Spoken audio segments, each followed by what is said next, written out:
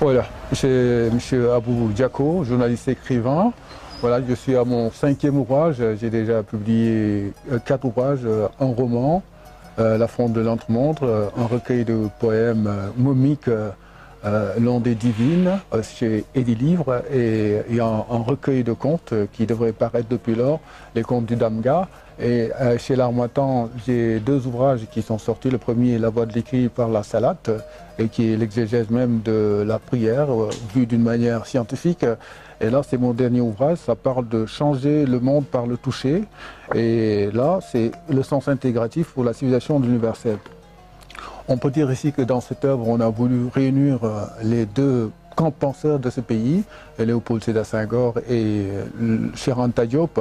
Donc chacun voulait à un moment donné montrer la valeur même de l'homme noir. On peut employer le nom négritude, et là j'ai voulu voir, d'après ce que Senghor disait en parlant de la civilisation universelle, où est-ce qu'il voulait nous amener. Et ensuite, bon, il avait toujours tendance à insister sur la notion de toucher étreinte. Et ceci m'a amené un peu à cogiter, à voir qu'est-ce que le penseur Senghor voulait dire par là, et ce qui m'a amené à faire cet ouvrage. Donc au bout d'une réflexion, ça a duré du temps parce qu'il arrivait des moments où on est complètement bloqué, donc on devait arrêter et se ressourcer. Ça a pris du temps, peut-être 2 décennies, voire même un peu plus. Entre-temps, on a eu à écrire ces autres livres. Mais quand je parle de changer le monde par le toucher, déjà, il y a des penseurs même qui sont là-dessus. Par exemple, Edgar Morin, qui demande à ce qu'on change de civilisation. Et c'est ce que j'ai tenté ici. Et même montrer aussi qu'à travers tout ce qu'on a dit, que les gens, on peut galvauder les notions, intervertir les valeurs et contrepétrir les concepts uniquement pour endoctriner et embrigader des gens et les mettre dans un carcan. Et c'est le cas des Africains. On nous a berné à travers des propos et on a introduit des notions de race alors que ça n'existait nulle part. On parle de race noire et de race blanche alors que c'est plutôt d'autres couleurs qu'on voit, couleur mate pour nous, les autres c'est une couleur beige. Donc vous voyez, c'est à dessein qu'ils l'ont fait uniquement pour essayer de un peu changer la mentalité des Africains et les dominer, donc l'alter ego. Et j'ai voulu dire à travers cela, montrer aussi que il n'y a pas de civilisation ou de culture, il n'y a qu'une seule culture universelle et il y a des identitures. Les identitures, c'est ce que nous vivons tous les jours, l'expression, l'habillement, le folklore, ça c'est des identitures. Maintenant, la culture, c'est ce qu'on voit tous les jours, on aspire à avoir des immeubles, à avoir des voitures, à vivre comme on le fait avec l'écriture, alors qu'avant on était une civilisation de l'oralité, même si avant qu'il y ait l'écrit chez les Grecs, les Africains ont écrit avant les Grecs, mais quand même on a interverti. Et pour montrer que l'identité, certes c'est local, on peut avoir une différence, mais au-delà, la culture elle est universelle, c'est quelque chose qui appartient à tout le monde, donc nous vivons la même situation, les mêmes évolutions. Et là, j'ai voulu montrer qu'effectivement, on doit tendre vers cette culture-là pour créer cette civilisation de l'universel, sans pour autant abandonner nos identités, dès lors que, bon, ça fait même le must même de l'évolution d'un être humain, dès lors que, aussi, si on regarde l'identité africaine, c'est dans cette identité seulement qu'on perçoit ce qu'on appelle le structuralisme, c'est-à-dire une manière de vivre. Les autres ne l'ont pas, ils l'ont inventé, et voilà le résultat. Donc c'est l'asocial entre guillemets, ils n'ont pas de repères. Alors que nous, notre identité, on a des repères.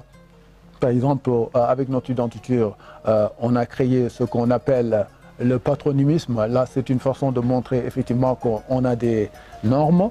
Et notre patronymisme, c'est-à-dire quand on dit Senghane Ndiaye, Senghane, la pré-patronymie, c'est le caractériel que ça forme et ça vous donne des qualités pour pouvoir vivre décemment. Et maintenant, Ndiaye, c'est un peu, comme on dit, je l'ai souligné ici, le centre, c'est-à-dire l'ordre, on vous donne l'ordre d'être comme cette communauté-là. Et là, c'est le référent culturel sur lequel on se base maintenant pour intégrer la société. Donc, quand je parle de toucher intégratif, c'est dans un sens cela que ça veut traduire. Donc, c'est une façon de vous intégrer dans dans un référent, dans une culture, identité culturelle, entre guillemets, je me répète. Donc ça vous permet maintenant d'avoir une structure et de vivre décemment et d'être relié à des gens. Et en pulaar même, c'est la même formule, on dit yettinde, c'est-à-dire relié. Donc intégré à quelque chose, yettode ou yettinde. Et là, je l'ai souligné ici, donc pour dire qu'à partant des identitures, on a tendance un peu à changer les termes, mais ça définit toujours la même chose. Et en poursuivant un peu, j'ai voulu, avant de revenir sur la notion de toucher même, qui traduit beaucoup de choses, et Senghor en avait parlé, j'ai voulu montrer qu'il n'y a pas de race, il n'y a qu'une seule et même communauté, mais il y a eu un changement de couleur, ce qu'on appelle chlorose chez les animaux. Mais chez les animaux, on a des bovins, on a des ovins, on a tout. Donc si on regarde, on voit que là, il y a des races. Mais pour l'être humain, il n'y a qu'une seule race. Donc comment maintenant il y a eu cette évolution-là pour que ceux qui sont dans le nord perdent leur couleur noire, leur mélanine. J'ai essayé un peu de démontrer en donnant des hypothèses, peut-être c'est lié à ça ou ça, mais c'est toujours des Africains. Aujourd'hui, Yves Coppens vient, un chercheur paléoanthropologue, le confirmer que les Toubabs sont des Noirs. Leurs origines, c'est l'origine africaine. Donc là, c'est ce que j'ai voulu moi-même dire avant même de voir cet ouvrage-là. Donc ces Toubabs-là, et nous, c'est une même et seule communauté. Il n'y a pas de différence entre nous, donc c'est une seule race. Et Gobineau a recusé même cette thèse depuis les années 1800 pour dire qu'il n'y a pas de race. En France, il n'y a qu'une seule identité, il n'y a qu'une seule nation. Et c'est le cas, donc il n'y a qu'une seule société. L'homme est né ici, c'est le berceau de l'humanité. Et donc il a évolué pour changer de couleur. Donc, et là, pour montrer aux gens qu'on est une seule et même communauté, une seule et même culture, certes, on a des identités. Maintenant, sur la notion de toucher, sur laquelle j'ai insisté, bon, si on regarde aujourd'hui le toucher, c'est que ça traduit toucher, étreindre. Je donne un exemple. Par exemple, si vous êtes dans un véhicule, vous roulez à vive allure et vous dépassez un par un, quelqu'un avec qui vous avez le même sang, automatiquement, vous jetez un coup d'œil. Et ça, c'est furtif et vous dites, oui, c'est Senghane que j'ai vu parce que vous avez le même sang. C'est ça qu'on appelle la résonance cellulaire. Et la notion d'amour même, aujourd'hui, si on veut, il y a les non-voyants, ils voient beaucoup plus que nous parce qu'ils voient à travers le corps. La proprioceptive, c'est ce que j'appelle la triperception. Il n'y a pas que l'œil qui voit, mais il y a tout le corps. Il y a la perception intéro, extéro et proprioceptive. Et quand ça voit, c'est ça qu'on appelle résonance cellulaire. Et je donne l'exemple même, et c'est le cas quand je parlais de la prière, qu'une femme qui est en état, si vous passez devant elle et qu'elle a envie de quelque chose, peut-être on dit ça même, et l'enfant qui naîtra plus tard viendra avec une tache là où la dame a touché. C'est les Toubabs, ils les appellent l'envie. Et nous, peut-être le nom, on le saura. Mais ça montre qu'effectivement que c'est le corps qui voit, c'est le corps qui vraiment sent. Et ça, c'est tout le sang, c'est l'ADN. Donc, et c'est ce lien-là qui montre que vraiment le toucher est à l'origine de la vie, avec l'envie, et à la fin de la vie même, l'aptonymie, c'est-à-dire que c'est le dernier sens qui va continuer à vraiment au-delà de la mort, ce qu'on appelle post-mortem. Donc, ce qui veut dire que le sens du toucher, c'est ça qui lie l'humanité. Par exemple, quand on est dans la nuit, comme parlait quelqu'un d'autre, il n'y a que le toucher qui nous relie. Quand on est en mer aussi, les autres parties, peut-être l'œil peut communiquer, mais c'est le toucher aussi qui nous communique. Voilà. Et aussi, même dans d'autres domaines, par exemple, quand on veut créer la vie, il faut passer par le toucher, c'est-à-dire faire l'acte en quelque sorte qu'il faut, voilà, pour ne pas utiliser le terme. Et là, il faut passer par les préliminaires autres. Tout ça, ça donne un sens à l'évolution et ça a tendance à lier les gens. Et c'est pour ça que quand on parle de procréation médicalement assistée, alors qu'il n'y a pas le contact, et là, il oublie que cette chaleur humaine dégage une énergie qu'on appelle phéromone, et ça, c'est ce qui lie, j'allais dire même, les spermatozoïdes à travers le corps. Donc, ce qui veut dire que le toucher est tellement important, c'est pour ça que je dis, et Alphonse Caicedo le dit, c'est un spécialiste de la sophrologie, il dit que c'est à travers ce toucher intégratif qu'on arrive à former l'individu, à le calmer, à le mettre dans une situation d'apaisement. Et c'est le cas de quelqu'un qui vous vient, et ce n'est pas gratuit, peut-être nous n'avons pas cherché à comprendre, et c'est ça le sens même du toucher. Quand quelqu'un passe devant vous, vous le voyez plutôt, vous lui donnez la main, vous sentez un peu sa chaleur. elle a voulu communiquer cette chaleur. Et s'il était dans une mauvaise humeur, automatiquement, vous lui communiquez votre chaleur. Et là, il est un peu, il revient sur terre et vous lui dites qu'est-ce qui ne va pas. Il dit bon, ceci, cela. Mais déjà, le fait de lui donner la main change un peu sa cyclothymie, c'est-à-dire il vous rejoint dans votre domaine. Là, vous êtes peut-être plus zen que lui.